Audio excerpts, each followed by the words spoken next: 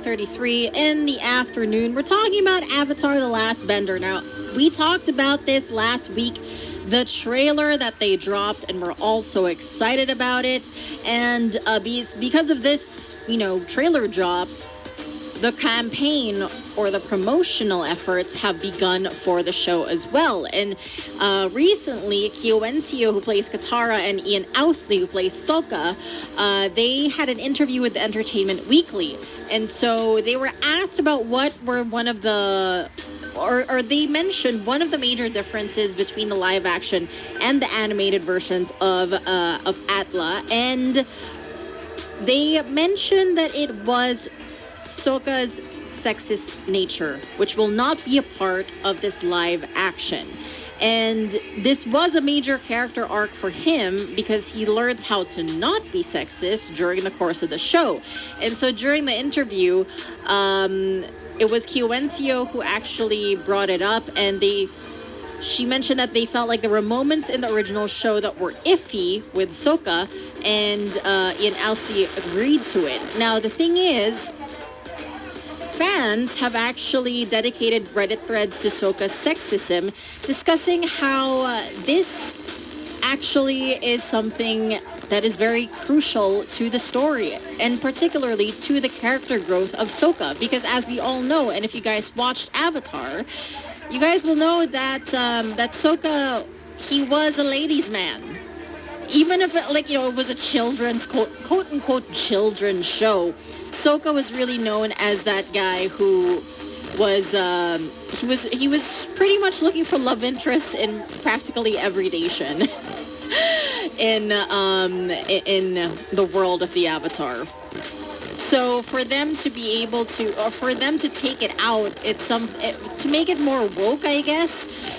It actually is counterintuitive, because what is Sokka's character arc going to be about now? Because he's the one who doesn't have any bending skills, but he is the comedic, what do you call that? He is the comedic, I forgot the word. He's a comedian. He is a funny guy. He's a funny guy in the show.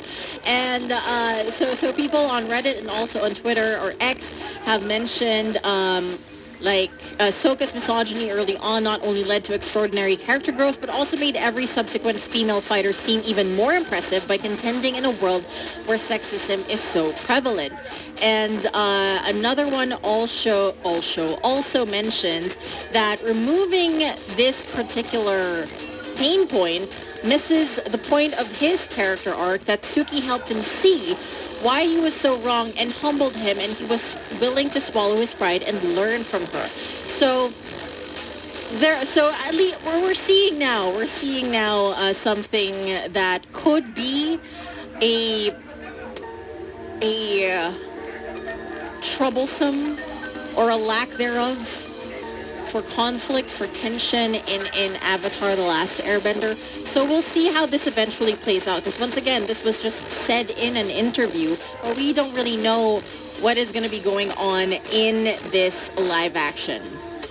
But I totally get what these Twitter users and these Redditors are talking about, because not only was Sokka not waterbender, he was the comic relief. There we go. He was a comic relief.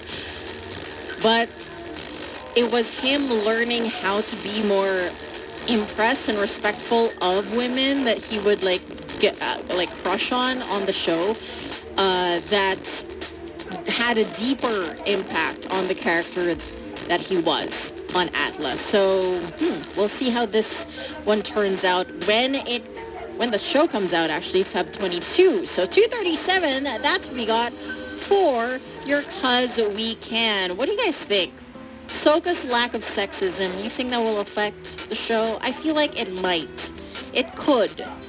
Especially with the connections and the networks that they create throughout the different nations. Maybe, who knows? Let's go back to more music now with Craig David. This one's 7 Days, only here on Riot Wednesday.